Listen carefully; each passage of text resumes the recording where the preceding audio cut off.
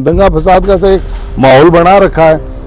वो टोटल इसी एमएलए की निवास ओबीसी के ऊपर साइन करवाने के लिए एक आदमी अगर तहसील में जाएगा तो उसको भी ये मैसेज है कि पहले आप धोख लगा के आइए, ये एमएलए के घर में धोख लगा के आइए, उसके बाद में आपका स्कूलों का कांग्रेसीकरण हो चुका है। तो आपको क्या लगता है एमएलए का यहाँ पे पढ़ा लिखा होना जरूरी है? देखिए सर, जनप्रतिनिधि तो पढ़ा हुआ चाहिए क्योंकि बहुत झूठे लुभाव ने जो गांव में फिर के वादे किए उनको जनता समझ चुकी थी कि इसमें कुछ होने वाला नहीं है। मेरा सौभाग्य मानिए कि मेरा ढांढन पंचायत है, वहां से मेरे को 1850 की ऐतिहासिक लीड दी और मेरे बगल में जो पंचायत है रोड साहब सर, जहाँ से चेहरा चाहिए, उम्मीद चाहिए कि ये बंदा है। बीजेपी की पॉलिसी भी रही है वो नए चेहरों के साथ प्रयोग करना ज्यादा पसंद करते हैं। देखिए वो तो पार्टी का निर्णय है, वो सर्वमान्य निर्णय होगा, पार्टी किसको देती है। लेकिन एम्बुलेंस में तेल नहीं है, वो इमरजेंसी में वहाँ डॉक्टर नहीं है, प्रचार कर रहा है कि 50 बेडों का हम हॉस्पिटल वहाँ पे, लेकिन यहाँ सुनवाई करने वाला है नहीं। अब तक सबसे ज्यादा अगर 151 में पाबंद हुए हैं या मुकदमे लगे हैं तो कौन सी कौम के और कौन बच्चों के? अपोजिशन के अंदर जाट है तो फिर बीजेपी वहाँ पे जरूर खेलना चाहेगी। तो सर्वे समाज है यहाँ पे, वो सब एक साथ बड़े आनंद से बहुत अच्छे से रहता है। तो इसीलिए मतलब एक भारतीय जनता पार्टी को मतलब इस बार शायद ही कोई दिक्कत हो विजयश्री मिलने में। नमस्कार साथियों, मैं महेंद्र फोगाट और आप देख रहे हैं न्यूज़ 24 शेखावटी। स्वागत है आपका एक नए वीडियो में। आज हमारे साथ एक बहुत ही खास शख्स मौजूद है। फतेहपुर के अंदर बीजेपी से टिकट के प्रबल दावेदार माने जाते हैं। हमारे साथ में मौजूद है सुरेंद्र जी खटकर। तो सबसे पहले तो सर आपका बहुत बहुत स्वागत है। जी धन्यवाद। सबसे पहले तो आपके सभी दर्शकों को मेरी तरफ से राम राम और शुभ आशीष। आपके जीवन की अगर बात करें तो अगर स्टार्टिंग से क्या इंसिडेंट हो रहे होंगे जिनसे आपने राजनीति में आने का चुना? क्योंकि यहाँ के लोग ज़्यादातर जो हम देखते हैं पॉपुलेशन बाहर रहती है, बाहर रहकर लोग कमाते हैं। आपने कैसे इस फील्ड को चुना? देखिए सर, शुरुआत में मैं छात्र राजनीति से ही रहा था जी, और रुचि उसी समय से थी। और अब पिछले कुछ समय से मेरा रामगढ़ तहसील और फतेहपुर तहसील दोनों में बराबर आना जाना, और बराबर ऐसा दिन नहीं है कि शनिवार संडे को छोड़ के कि तहसील में 1 घंटा ग्रामीण और शहर से जो भी आते हैं उनके मैं काम करवाता हूँ। तो ये तकरीबन 2.5-3 साल पहले की बात थी। तो हम किसी का काम लेके ऑफिस में गए तो बोले भैया आप काम लेके आए हैं, कोई ऐसा ही काम था, कोई साइन वगैरह ऐसा लेके था। तो संबंधित जो अधिकारी था वो हमको बोला कि भैया आप कौन है, किस पद पे हैं? जी, पंच है, सरपंच है, जो आपके कहने से हम काम करें। रीजनेबल काम था, कोई ऐसा नहीं था कि कोई उसमें कोई ज्यादा किसी की सिफारिश कराएं। तो सिफारिश का कोई था नहीं अपने पास आधार, सामान्य परिवार से हैं। तो हम फिर बैठे थे, तकरीबन 50-60 हम साथी बैठे थे। तो बातचीत चली में यार आज तो हम तहसील में थे, ऐसा बात हो गया। तो बोले भैया पंचायत चुनाव निकट आने वाला है और ऐसा करिए फिर चुनाव मैदान में चलते हैं। जब अधिकारी बोल ही रहे हैं कि आप किस पद पे है तो चुनावी मैदान में चलते हैं। तो कहानी बड़ी मतलब इंटरेस्टिंग फिल्मी रही है कि एक जैसे मूवीज में होता है वैसे सर को किसी ने बोल दिया अधिकारी ने कि भाई हो कौन।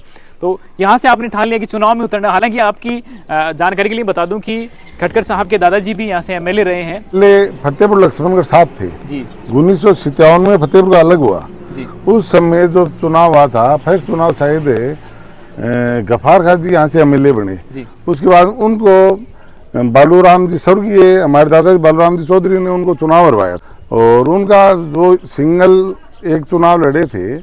और यहाँ चमड़िया कॉलेज से प्रोफेसर भी रहे और मैं भी यहाँ चमड़िया कॉलेज जो फतेहपुर है यहाँ से मेरा भी कंप्लीट बीए हुआ है और पढ़ाई लिखाई यहाँ से फतेहपुर से मेरा कंप्लीट हुआ है। तो राजनीतिक पृष्ठभूमि अगर हो परिवार की तो उससे कुछ फायदे मिलते हैं, नुकसान होते हैं? क्या आप इसको किस रूप में लेते हैं?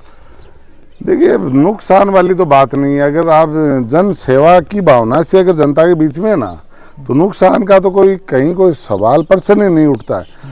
अगर आप अपने निजी हित, अपने खुद के स्वार्थ को लेके अगर आप मैदान में हैं, जनता के बीच में, तो आप ज़्यादा दिन नहीं मैदान में टिक पाओगे। आपका पहला ध्येय यही होना चाहिए कि हम जनता के बीच में हैं, जनता की सेवा, ये अगर लक्ष्य आप लेके चलोगे तो आप उसमें सफल भी होगे। क्यों, आप देख लीजिए पिछला जो चुनाव था, लगभग 2.5 साल होने को है उस चुनाव को, जिला परिषद का। उस समय पार्टी ने टिकट दिया और लगभग 3,500 के लगभग वोटों से जनता ने विजय श्री दिला के जिला परिषद भेजा। उस समय हमने ये चीज नोटिस किया, उस समय कांग्रेस के सामने कांग्रेस का शासन और यहाँ के जो एमएलए हैं वो भी कांग्रेस के थे। उसके बाद में ऐसी टक्कर हुई थी आमने सामने की, हम तो फर्स्ट टाइम देखे कि एमएलए घर घर जाके पंचायत चुनाव में मतलब वोट मांग रहा है, और उसने तो पूरी कमर कसी हुई थी कैसे भी करके ये जिला परिषद का 1 नंबर वार्ड है, ये कांग्रेस की झोली में हम डालें विजय श्री दिला के। लेकिन उनके झूठे लुभाव ने जो गांव में फिर के वादे किए, उनको जनता समझ चुकी थी कि इसमें कुछ होने वाला नहीं है, और जनता ने एक तरफा बहुमत से हमें चुनाव जिताया। और देखिए, मेरा सौभाग्य मानिए कि मेरा ढांढन पंचायत है, वहां से मेरे को 1850 की ऐतिहासिक लीड दी, और मेरे बगल में जो पंचायत है रोड साहब सर, जहाँ से एमएलए हैं, वहां से मैं लीड लेके, मतलब वहां से कांग्रेस कैंडिडेट से लीड लेके वहां से मैं निकला था। और लगभग पंचायतों से, लगभग गांव जितने भी थे, वहां से ऐसा कोई गांव नहीं था जहां भारतीय जनता पार्टी, हमें हर गांव से लीड मिली थी, हर बूथ पे हमें यहाँ से लीड मिली थी। ये पार्टी का और हमारा सबका और कार्यकर्ताओं ने जो मेहनत की थी उसी का प्रतिफल है कि आज हम आपके सामने। कितना आश्वस्त है आप, आपकी मेहनत, आपका जो वर्क है, आपका जो ग्राउंड जो फीडबैक है उसके हिसाब से, कि अगर सर्वे भी अगर पार्टी कराती है तो कितना आश्वस्त है आप? देखिए भैया, हम मतलब ऐसा है कि हमें ये लग रहा है कि इस बार जो पार्टी यहाँ से लोकल को टिकट मिलना है कन्फर्म है। और लोकल में हम तो ये चाहते हैं कि अगर किसी भी समाज का मिले, लोकल मिले, नया बच्चा अगर कोई मेहनती है, पार्टी के लिए सेवाभावी है, तो उसको टिकट मिलना ही मिलना चाहिए, क्योंकि वो संगठन को भी मजबूत करे और पार्टी को भी मजबूत करे। और जनता भी क्या है कि उसको वोट देने के लिए तैयार बैठी है। फतेहपुर की जनता कोई चेहरा चाहिए, उम्मीद चाहिए कि ये बंदा है। बीजेपी की पॉलिसी भी रही है वो नए चेहरों के साथ प्रयोग करना ज्यादा पसंद करते हैं। देखिए, वो तो पार्टी का निर्णय है, वो सर्वमान्य निर्णय होगा पार्टी किसको देती है। लेकिन हमारा यही है कि जिसको भी अगर पार्टी यहाँ से चेहरा बनाए तो वो लोकल को बनाए, और उसमें चाहे वो जाति विशेष का नहीं है कि भाई उसमें ये है कि इस जाति का ही मतलब वो बंदा हो, लेकिन एकदम फ्रेश हो, पार्टी की सेवा जनता के बीच में, जनमानस की सुनने वाला। रात को 2 बजे भी अगर फोन आए तो वो बंदा फोन उठाए कि भैया बोलिए क्या काम है। थाना तहसील में अगर कोई काम हो तो वो जाके वहाँ पे उनके काम करवाइए। और जो भी किसान है या चाहे किसी भी वर्ग का हो, चाहे शहरी हो, वो थाना तहसील में जाके अगर वहाँ पे अगर साहब के सामने खड़ा हो तो वहाँ पे जो भी अधिकारी उस कुर्सी पर बैठा हो तो वो उसका मान सम्मान करे कि साहब बोलिए बाबा किस काम के लिए आए हैं, काम क्या करें आपका।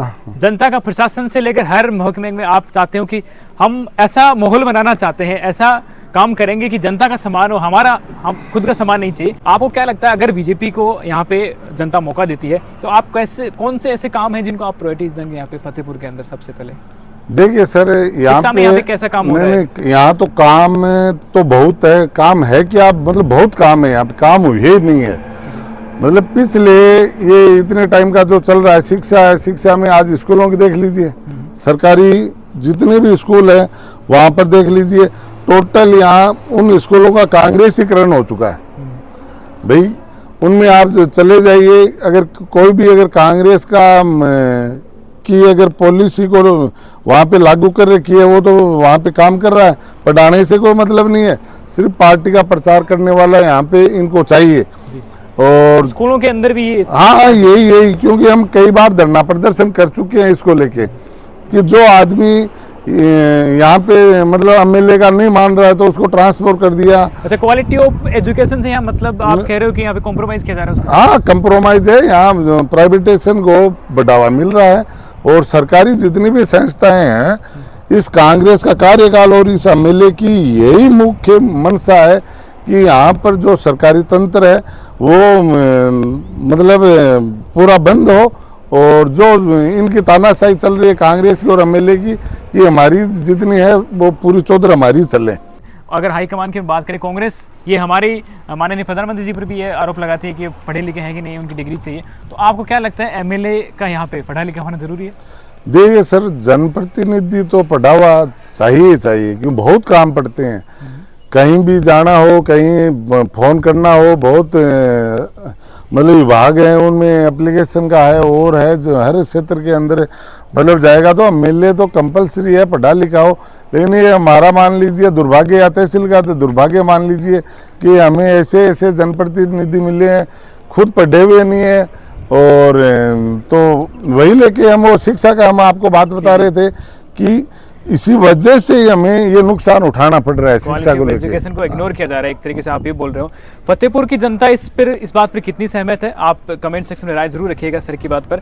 सर मैं दूसरी चीज़ें ये यहाँ पे अपने एक देखा है कि मुस्लिम बाहुल्य क्षेत्र है और बीजेपी के लिए आप क्या मानते हैं? मुस्लिम कोई कहते हैं कि मुस्लिम भाई जो है बीजेपी को वोट कम करते हैं, आप किस रूप में देखते हैं इस जनता को?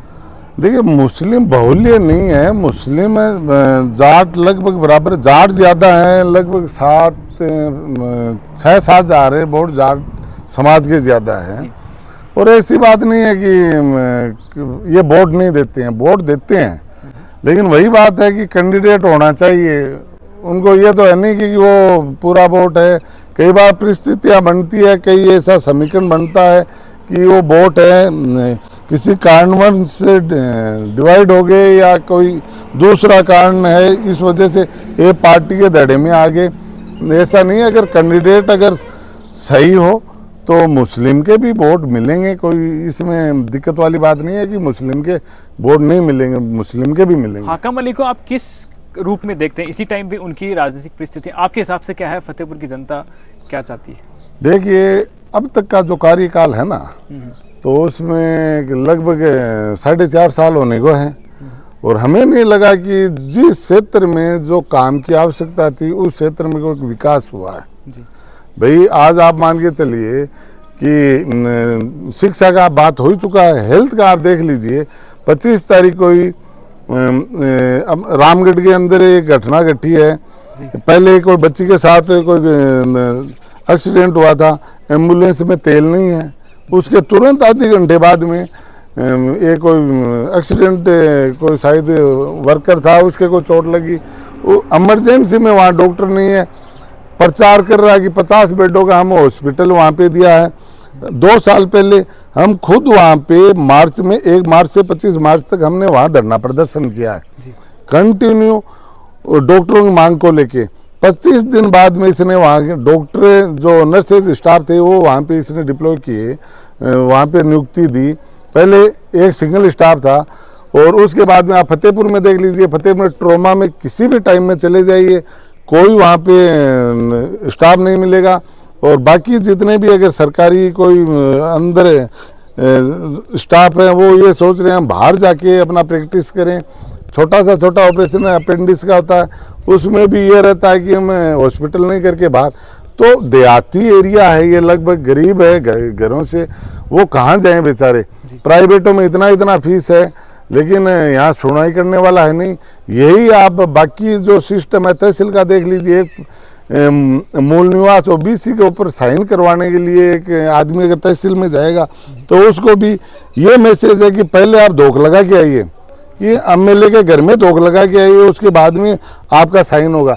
और तीसरी बात ये देख लीजिए कि जितने भी आप फतेहपुर और थाना, इनमें ये देख लीजिए कि 2019-18 लास्ट से लेके अब तक सबसे ज़्यादा अगर 151 में पाबंद हुए हैं या मुकदमे लगे हैं तो कौन सी कौम के और कौन बच्चों के लगे हैं, ये आप जाके देख लीजिए।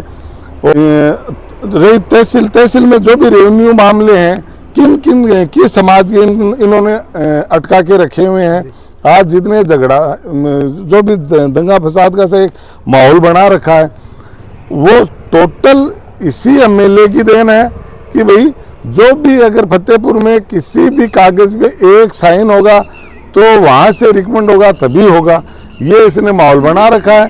तो मेरे को नहीं लगता कि यहाँ पे कुछ हुआ है। यहाँ द्वेष था, एक जो भावना यहाँ पे जो द्वेषता की भावना बनाने के अलावा यहाँ पे कोई विकास संबंधित तो कोई काम है ही नहीं। खटकर साहब, यहाँ पे मैंने देखा है कि फतेहपुर के अंदर जो जाट चेहरा होगा जीत सुनिश्चित मानते हैं कि अगर अपोजिशन के अंदर जाट है तो फिर बीजेपी वहाँ पे जरूर खेलना चाहेगी। आपको क्या लगता है जाट के साथ में, मतलब ये वाले जो कोटेशन यहाँ पे जुड़े हैं वो जो भावना जुड़ी है कि जाट चेहरा होगा तो फिर जीत सुनिश्चित होगी, क्या कारण है इसके? देखिए, इसमें कारण के कई बिंदु है। इसमें बाकी जैसे मान के चलिए अपना राजपूत समाज है, ब्राह्मण समाज है, अदर जैसे ओबीसी के भी लगभग 45,000 वोट है। जी जी ये सब समाज क्या है लगभग एक साथ घुल मिल के रहते हैं। जी जी तो इस वजह से क्या है कि ये कम्युनिकेशन है कि हर चुनाव में हम देखते हैं कि ये सब समाज हैं एक साथ रहते हैं। भाई जब भी कहीं जैसे पंचायत चुनाव है तो उसमें वो राजपूत कैंडिडेट है तो उनको जाट ने भी दिया, माली ने भी दिया है, जहाँ जाट है तो वहाँ पे ब्राह्मण राजपूत सब ने दिया है। तो ये जो सर्वे समाज है यहाँ पे वो सब एक साथ बड़े आनंद से बहुत अच्छे से रहता है। तो इसीलिए मतलब एक भारतीय जनता पार्टी को मतलब इस बार शायद ही कोई दिक्कत हो विजयश्री मिलने में कि यहाँ पे अगर भाई बड़ी कौम है भाई और किसानी से ताल्लुकात करती है और सब समाज यहाँ के किसानी का काम करते हैं। अगर यहाँ पे अगर मान के चलिए पिछली बार की तरह अगर जाट समाज भी अगर दाव खेला तो सब समाज मिलके और जो भी कैंडिडेट यहाँ पे भारतीय जनता पार्टी जिसको भी टिकट देगी उसको विजयश्री मिलेगी। यानी आपका कहना है कि जाट समाज अगर जाट चेहरे पे बीजेपी खेलती है तो जाट के साथ में यहाँ पे फतेहपुर की जनता जो है, जो सर्व समाज है उनके साथ में रहता है, हमेशा उनके साथ निभाता है। और ये जो भाईपना है, ये जो भाईचारा है वो कहीं ना कहीं चुनाव के अंदर लास्ट में काम आता है। तो इससे ये तय है कि अगर जाट चेहरे के साथ में बीजेपी प्रयोग करती है, एक्सपेरिमेंट करती है, तो आपको लगता है कि जीत सुनिश्चित है? हाँ, 101%। अगर यहाँ लोकल किसी भी अगर लीडर को जनता के बीच में रहने वाले को अगर टिकट मिलता है तो सर्व समाज तैयार है। अब हर हालत में हमें फतेहपुर विधानसभा में कमल खिलाना है और जनता पूरी तैयार है कि इस बार हर हालत में 30 साल बाद में फतेहपुर विधानसभा में बीजेपी चुनाव जीतेगी। तो मतलब आप एक कहीं ना कहीं डायरेक्टली इनडायरेक्टली आप ये भी कह रहे हो कि जो सर्कल जो चलता आया है, एक बार कांग्रेस राजस्थान में, एक बार बीजेपी, आप उसकी हिस्सेदारी बनोगे आप, और ये जो सर्कल है फिर से कहीं ना कहीं इस बार दोहराया जाएगा और फतेहपुर में 30 साल बाद में एक रिकॉर्ड टूटेगा, इतिहास बनेगा। हाँ, इस बार हर हालत में फतेहपुर से कमल का फूल खिलेगा और बीजेपी यहाँ से चुनाव जीतेगी और बहुत अच्छे मार्जिन से, बहुत अच्छे वोटों से चुनाव जीतेगी। जनता मन बना चुकी है कि इस बार सब भाई सब एक मंच पे आके सब एक मेहनत करके सबको कैसे भी करके इस बार हमें यहाँ से बीजेपी को विजयश्री दिलाना ही है। तो देखना होगा, अभी ये भविष्य के गर्भ में है। और आपको क्या लगता है बीजेपी लीड के साथ में जीतेगी? यहाँ पे जो सर बातें बता रहे हैं, क्या आपको क्या लगता है जाट चेहरे के साथ में अगर एक्सपेरिमेंट किया जाता है, जाट चेहरे के उतारा जाता है तो जीत क्या सुनिश्चित होगी? इस पर आप अपनी राय जरूर रखिएगा।